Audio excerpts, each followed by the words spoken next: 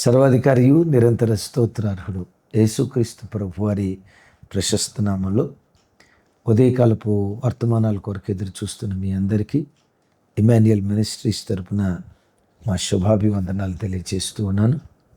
క్రీస్తునందు మాకు అత్యంత ప్రియమైన దైవజనాంగమ ఎలా ఉన్నారు? కుటుంబ సభ్యులందరూ క్షేమంగానే ఉన్నారు కదూ? అవును. ఈరోజు ఉదయకాలం లేచి ప్రార్థన చేసుకున్నారా? అరుణోదయపు దినాన కంఠధ్వని దేవునికి వినిపించారా? మీరు వినుంటారు. ఉపవాస ప్రార్థనల్లో ఓ ప్రాముఖ్యమైన సందేశం నీలిరంగు దారాన్ని గూర్చి, అలాగే ధూమ్రవర్ణపు దారాన్ని గూర్చి మాట్లాడేటప్పుడు ఆ నత్తలో నుంచి తీయబడిన ఆ ద్రావకం పులియబెట్టినంత మాత్రాన అది తన రంగు మారదని, ఎప్పుడైతే సూర్యరశ్మి దాని మీద పడేటట్లుగా చేస్తామో సూర్యునితో ఉన్న సంబంధాన్ని బట్టి అది తన రంగు మార్చుకుంటుందని, మనం ఎన్ని వాక్యాలు విన్నా, ఎంతమంది గొప్ప సేవకుల సందేశాలు విన్నా, మనకంటూ నీతి సూర్యుడైన యేసుక్రీస్తు వారితో వ్యక్తిగత సంబంధం లేకపోతే మన ప్రవర్తన, మన ఆధ్యాత్మిక స్థితిలో మార్పు మనం చూడలేమని గడిచిన 2 రోజుల క్రితం దివ్యమైన వర్తమానాలు పరిశుద్ధాత్మ దేవుడు అందించారు కదా. ప్రతిరోజు ఎంత బలమైన సందేశాలు మాలాంటి దైవ సేవకుల ద్వారా మనం ప్రతిదినం వింటున్నా, నీకంటూ వ్యక్తిగత సంబంధం దేవునితో ఉండాలి సుమి. ఒకవేళ ఇంకా ప్రార్థన చేసుకోకపోతే ఈ వర్తమానం విన్న తర్వాత అయినా కొద్దిసేపు అయినా ప్రార్థనలో గడిపి ఆ తర్వాతే గడప దాటి బయటకు వెళ్ళాలని ప్రేమతో మనవి చేస్తూ ఉన్నాను. గడిచిన రాత్రి మన లైవ్లో బహుదివ్యమైన వర్తమానం, ప్రత్యక్షంగా 1000 మంది ప్రజలు వచ్చారు. మీరు లైవ్లో చూసుంటారు. లైవ్లో వేలాది కొలది కుటుంబాలు, దరిదాపుగా 4000 కుటుంబాలకు పైగా గడిచిన రాత్రి లైవ్లో చూశారు. దేవుని కృప, కొన్ని వేలాది మంది ప్రజలు రాత్రి లైవ్ చూసి ఉపవాస ప్రార్థనలో పాలిభాగస్తులై అనేక విషయాల నిమిత్తం ప్రార్థన చేశారు. ప్రాముఖ్యంగా గడిచిన రాత్రి క్రిమ్సన్ పురుగు, అదే దావీదు నేను నరుడును కాదు పురుగును అని అంటాడే, ఆ పురుగు మన ఆరాధ్య దైవం ప్రభు అయిన యేసుక్రీస్తు వారికి గుర్తని గతంలో ఎన్నడూ ఎప్పుడు వినని ఓ చక్కటి వర్తమానం. ఆ చిన్న పురుగు యేసుక్రీస్తు వారికి ఎలా సాదృశ్యంగా ఉంది. ప్రభువారు నిజంగా రాత్రి ఒక బలమైన రీతిలో మాట్లాడారు. వేలాది కొలది ప్రజలు గడిచిన రాత్రి వాక్యం విని నాకు వ్యక్తిగతంగా మెసేజ్ చేశారు. వారు పొందుకున్న ఆత్మీయ అనుభూతులు తెలియచేశారు. అందుకొరకు ప్రభుని స్తుతిస్తూ ఉన్నాను. ఏఫోదు 5 రకాలైన దారాలతో, ఒకటి బంగారు దారం, 2 నీలి దారం, ధూమ్రవర్ణపు దారం. గడిచిన రాత్రి రక్తవర్ణపు దారాన్ని గూర్చి విన్నాం. 4 దారాలు గూర్చి, మిగిలిపోయింది మరొక దారం, అది రాగల కాలంలో వినబోతున్నాం. ఈరోజు కూడా ఉపవాస ప్రార్థన 10 గంటలకు ప్రారంభమవుతుంది. ప్రత్యేకంగా ఈ దినం పరిశుద్ధాత్మ దేవుడు వ్యసనాల బారి నుండి, యవన ప్రజలు వ్యసనాల బారి నుండి, ఈ కాలపు యువత కుటుంబీకులు విడిపించబడినట్లుగా, సృష్టిలో పెద్దలు అంటారు సప్త వ్యసనాలని, సప్త వ్యసనాలు. ఆ వ్యసనాల నుంచి మన కుటుంబాలను, ప్రత్యేకంగా మన పిల్లలను, క్రైస్తవ యవన తరాన్ని కాపాడుకున్నట్లుగా కొన్ని ప్రత్యేకమైన అంశాల నిమిత్తం మనం ప్రార్థన చేయబోతున్నాం. 10 అందరూ సిద్ధపడి లైవ్లోకి రాగలరని ప్రేమతో మీ అందరికీ మనవి చేస్తూ ఉన్నాను. మరొక ప్రాముఖ్యమైన విషయం, ప్రతి నెల చివరి రోజు మనకు మాసాంతర కూటమి ఉంటుంది కదా. అయితే ఈ నెల 31వ తారీఖున రాత్రి 8 గంటల నుంచి తెల్లవారుజామున 4 గంటల వరకు మేకల వెంకటేష్ ఫంక్షన్ హాల్ నందు ఆల్ నైట్ ప్రేయర్ ఉంటుంది. ఉపవాస ప్రార్థన దినాలు మిమ్మల్ని ప్రేమతో ఆహ్వానిస్తూ ఉన్నాం. ఒకవేళ రాగలిగితే మాసాంతర కూటానికి 31వ తారీఖు, 1వ తారీఖు శనివారం, అలాగే 2వ తారీఖు ఆదివారపు ఆరాధన చూసుకొని మీరు క్షేమంగా మీ గృహాలకు వెళ్ళొచ్చు. మిమ్మల్ని మా హృదయపు లోతుల నుంచి ప్రేమపూర్వకంగా ఆహ్వానిస్తూ ఉన్నాం. అయితే ఈ దినం ఎందుకో పరిశుద్ధాత్మ దేవుడు ఒక దివ్యమైన సందేశం మీతో పంచుకోమని నా ప్రభు వారిని మా హృదయాన్ని పురికొల్పారు. తల్లిదండ్రులు వారి పాపముల నిమిత్తం దైవ సన్నిధిలో పశ్చాత్తాపడితే తల్లిదండ్రుల ప్రార్థనను బట్టి పిల్లలు క్షమించబడతారా?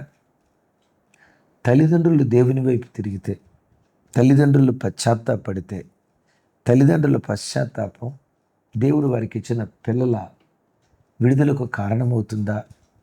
ఒక దివ్యమైన సందేశం. బైబిల్ చదివేటప్పుడు ఒక మాట నా హృదయాన్ని బహుగా కదిలించింది. ఆ సందేశం మీతో పంచుకోవాలని పరిశుద్ధాత్మ చేత నేను ప్రేరేపించబడ్డాను. చూడండి, దినవృత్తాంతాలు 2వ గ్రంథం 30వ అధ్యాయం 9వ వచనం. మీరు యెహోవా వైపు తిరిగిన యెడల మీ సహోదరుల యెడలను మీ పిల్లల యెడలను చెర తీసుకొని పోయిన వారికి కనికరము పుట్టును. వారు ఈ దేశమునకు తిరిగి వచ్చెదరు. మీ దేవుడైన యెహోవా కరుణా కటాక్షము గలవాడు గనుక మీరు ఆయన వైపు తిరిగిన యెడల ఆయన మీ యందు ప్రసన్నుడగును. ఎంత అద్భుతమైన మాట! ఇజ్రాయేలు జనాంగంతో దేవుడు మాట్లాడుతున్న మాట. ఇదిగో ఇశ్రాయేలు జనాంగమా, గడిచిన దినాల్లో అషూరు రాజు మీ దేశం మీదకి వచ్చాడు కదా. అషూరు రాజు మీ సహోదరులను మీ పిల్లలను అషూరు దేశానికి చెరగా తీసుకుని వెళ్ళాడు కదా.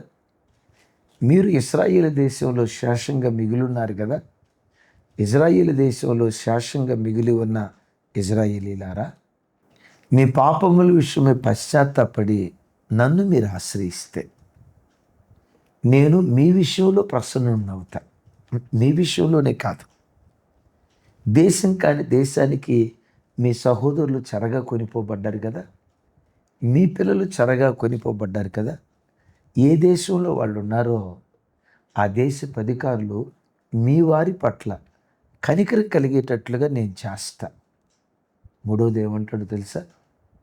వారి పట్ల కనికరం పుట్టేటట్లుగా చేయటం మాత్రమే కాదు, మీరు నా తట్టు తిరిగితే వారిని చెరలో నుంచి నేను విడిపిస్తా. ఇదే యెహోవా వాక్కు అని దేవుడి స్థలంలో మాట్లాడుతున్నాడు. అమ్మా, ఎందుకు మీతో ఈ మాట చెప్పాలని పరిశుద్ధాత్మ దేవుడు నా హృదయాన్ని పురికొల్పుతున్నారు. మన పిల్లలు ఉన్నారు కదా, యవ్వన పిల్లలు, తెలిసి తెలియక కొన్ని పొరపాట్లు చేశారు.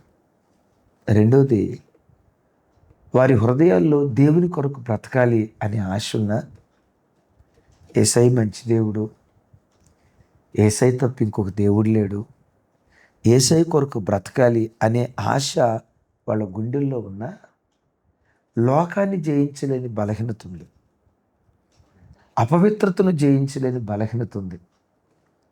తెలుసో తెలియకో పిల్లలు తప్పుటడుగు వేశారు కదా. వారు వేసిన తప్పటడుగులను బట్టి పిల్లలు సాతాను చెరలోకి వెళ్ళారా? అపవాది చెరలోకి వెళ్ళారా? వ్యసనాల చెరలోకి వెళ్ళారా? దైవభక్తి లేని పిల్లలుగా ఒకవేళ దేవుడు మనకిచ్చిన పిల్లలు మిగిలిపోయారా? కన్నీళ్ళు విడుస్తూ ఏడుస్తూ ఉన్నావేమో. నీతో ఒక మాట, ఈ 21 దినాల ఉపవాస ప్రార్థనలో నీ పాపము నిమిత్తమై, నీ ఇంటివారి పాపము నిమిత్తమై, నీ పిల్లల పాపము నిమిత్తమై నీవు దేవుని సన్నిధిలో పశ్చాత్తాపడితే, నీ పిల్లల విషయమై దేవుని సన్నిధిలో నీవు ఉపవాసం ఉండి ప్రార్థన చేస్తే, నిన్ను బట్టి చెరలోకి వెళ్ళిన నీ పిల్లలను జ్ఞాపకం చేసుకుని దేవుడు విడుదల ఇవ్వటం ప్రారంభిస్తాడు. ఎవరిని బట్టి? నిన్ను బట్టి, నిన్ను బట్టి, నిన్ను బట్టి, నిన్ను బట్టి నీ సహోదరులను, నిన్ను బట్టి నీ పిల్లలను జ్ఞాపకం చేసుకుని వారికి విడుదల ఇవ్వటం దేవుడు ప్రారంభిస్తాడు. ఇది కదా దేవుని లేఖనాల్లో రాయబడి ఉంది. అయ్యా, ఒక విలువైన మాట చెప్తా, గుండెల్లో రాసుకోండి. నీవు నీ పాపం విషయమై పశ్చాత్తాపడి దేవుని వైపు ఒక్క అడుగు వేస్తే, దేవుని కృప పరిగెత్తుకుంటూ నీ దగ్గరికి వచ్చి నేను కౌగిలించుకుంటుంది. నువ్వు ఒక్కడిగేస్తే 99 అడుగులు దేవుడు వేసి అడుగులు వేసేటప్పుడు కూడా నత్తనడకతో రాడు. ఒక్క అడుగు నువ్వు అట్లా వేస్తే కృప పరిగెత్తుకుంటూ నీ దగ్గరికి వచ్చి నిన్ను కౌగిలించుకొని నీకు ప్రసన్నుడు అవటం మాత్రమే కాదు, నిన్ను బట్టి నీ పిల్లలను నీ సహోదరులను జ్ఞాపకం చేసుకుని దేవుడు విడుదలిస్తాడు. ఓ మాట, పిల్లలు ఏ చెరలో ఉన్నారు? మన ఇంట్లో వ్యక్తులు ఏ చెరలో ఉన్నారు? భర్త, పిల్లలు యవనాశల్లో పడిపోయి సాతాను చెరలో ఉన్నారా? 21 దినాలు ఉపవాస ప్రార్థనలు ప్రార్థన చేద్దాం. నీ ప్రార్థనను బట్టి, మనమందరం చేసే ప్రార్థనను బట్టి మన సహోదరులను మన పిల్లలను దేవుడు విడుదలివ్వటం ప్రారంభిస్తాడు. అవునా? మనం ప్రార్థన చేస్తే సహోదరులకు విడుదలిస్తాడా? మనం ప్రార్థన చేస్తే మనలను బట్టి మన పిల్లలకు ఆశ్రయం ఇస్తాడా? మీరు ఎరుగుదురు. లోతు భార్య తను ప్రార్థన చేసినట్లుగా కానీ, లోతు పిల్లలు ప్రార్థన చేసినట్లుగా కానీ, లోతు కూడా ప్రార్థన చేసినట్లుగా బైబిల్లో మనం చూడంగా. అబ్రహాము ప్రార్థన విని లోతు ఇంటి వారు నలుగురిని దేవుడు కాపాడలేదా? నమ్ము ఈ మాట. నీ తమ్ముడు చెరలో ఉన్నాడా? నీ అన్న చెరలో ఉన్నాడా? నీ అక్క, చెల్లి, నీ తోబుట్టులు, నీ రక్త సంబంధికులు, నువ్వు వెళ్తున్న సంఘంలో ఎవరైనా చెరలో ఉన్నారా? తల్లి, 21 దినాలు మనం ప్రార్థన చేస్తున్నాం కదా. నిశ్చయంగా మన ప్రార్థనల ద్వారా చెరలో ఉన్న మన సహోదరులను దేవుడు విడిపించబోతున్నాడు. వారిని స్వతంత్రులుగా దేవుడు మార్చబోతున్నాడు. రైట్? అవును.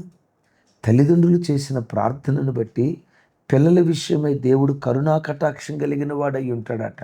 అలాగని మేము ప్రార్థన చేస్తాం లేరా, నువ్వు తిరుగు అని చెప్పమని కాదు నేను చెప్పే మాట. అయినా నేను అట్టెందుకు చెప్తాను? నేను చెప్పినా మీరు ఎందుకు అట్లా చేస్తారు? మన ఆరాటం నాలో ఉన్న భక్తి నా పిల్లల్లో ఉండాలనే కదా. నాలో ఉన్న ప్రార్థన మా పిల్లల్లో ఉండాలనే కదా. దైవభక్తి కలిగిన ఏ తండ్రి అయినా తల్లి అయినా కోరుకునేది ఇదేగా. గడిచిన 2 రోజుల క్రితం కోట్లకు పడిగెత్తిన తల్లి, ఆ తల్లి చెప్తూ అయ్యా, మేము హైదరాబాద్ పట్టణానికి వచ్చిన దినాల్లో తినడానికి తిండి లేదు, ఏమీ లేదు. ఈరోజు కోట్లకు పడిగెత్తేటట్లుగా దేవుడు చేశాడయ్యా. ఎస్, దేవుడు బహుగా దీవించాడు. ఈ పట్టణానికి వచ్చినప్పుడు మాకేమీ లేదు, ఈరోజు మాకు లేదంటూ ఏమీ లేదు, దేవుడు అంత ఆశీర్వదించాడయ్యా అని చెప్తూ, నాకు 2 పిల్లలయ్యా, 2 సాఫ్ట్వేర్ ఇంజనీర్లు అయ్యా, 2 లక్షల రూపాయల జీతం అయ్యా అని చెప్తూ ఏడుస్తూ ఏముందో తెలుసా? అయ్యా, నా పిల్లలు లక్షలు సంపాదిస్తున్నారు అనే సంతోషం నాకు లేదయ్యా. ఎందుకో తెలుసా? కోట్ల రూపాయలకు పడిగెత్తాం, సంతోషం లేదయ్యా. ఎందుకు సంతోషం లేదమ్మా? నా పిల్లలు సరిగ్గా మందిరానికి రారయ్యా. నా పిల్లలు క్రమంగా దేవుని సన్నిధిలో కట్టబట్టలేదయ్యా. దేవుడు ఎంత ఆశీర్వదించిన ఏదో కోల్పోయిన శూన్యం, ఏదో కోల్పోయిన వెలితి. నాకు అప్పుడు అనిపించింది, క్రైస్తవ హృదయం తహతహలాడేది దేవుని కొరకే కదా. నా కుటుంబం దేవునిలో కట్టబడితే ఇంతకు మించిన భాగ్యం ఏముంది? ఇదే కదా ఒక క్రైస్తవ తల్లి తహతహలాడేది. తల్లి, తండ్రి, దేవుని సన్నిధిలో నువ్వు పశ్చాత్తాపడి నీవు ప్రభు వైపు తిరిగితే నిన్ను బట్టి చెరలో ఉన్న నీ పిల్లలను దేవుడు విడిపించడం ప్రారంభిస్తాడు. అవును, అబ్రహామును బట్టి ఇస్సాకును దేవుడు ఆశీర్వదించలేదా? ఇస్సాకును బట్టి యాకోబును దేవుడు కాపాడలేదా? యాకోబును బట్టి యోసేపును దేవుడు కరుణించలేదా? నిన్ను బట్టి తప్పకుండా నీ పిల్లలను జ్ఞాపకం చేసుకుంటాడు. అక్కడ దాకెందుకు? నోవాహు నీతిపరుడు నిందారహితుడు అని బైబిల్లో చూస్తాం, కానీ నోవాహు పిల్లలు నీతిపరులు నిందారహితులని చూస్తావా? ఒక మాట చెప్పండి. అఫ్కోర్స్ నీతిమంతులుగా బ్రతికుండొచ్చు, కానీ బైబిల్లో రాయబడలా. అట్లాగని వాళ్ళు భక్తిహీనులుగా బ్రతికారు అని నేను అనను, కానీ వాళ్ళ పిల్లల జీవితాన్ని గురించి బైబిల్లో రాయబడలా. అయితే నేనంట, నోవాహు నీతిపరుడుగా బ్రతికిన దాన్ని బట్టి, నోవాహు ప్రార్థనను బట్టి, నోవాహు కుమారులు 3 దేవుడు విమోచించలేదా? ముగ్గురు కోడండ్రును దేవుడు విమోచించలేదా? ఒక్కడి ప్రార్థన ఆ ఇల్లంతటిని విమోచించింది. తల్లి చూడండి, ఇక్కడ దేవుడు అంటాడు, మీరు నా తట్టు తిరిగితే, మీరు మీ పాపాన్ని మాని మీ అపవిత్రతను మాని నా సన్నిధిలో మీరు పశ్చాత్తాపడితే, నా సన్నిధిలో మీరు కన్నీళ్లు కారిస్తే, నేను మీ విషయమలే మీకు ప్రసన్నుడవుతా, మీ మీద కరుణా కటాక్షాలు కుమ్మరిస్తా. అంతేనా అంటాడు.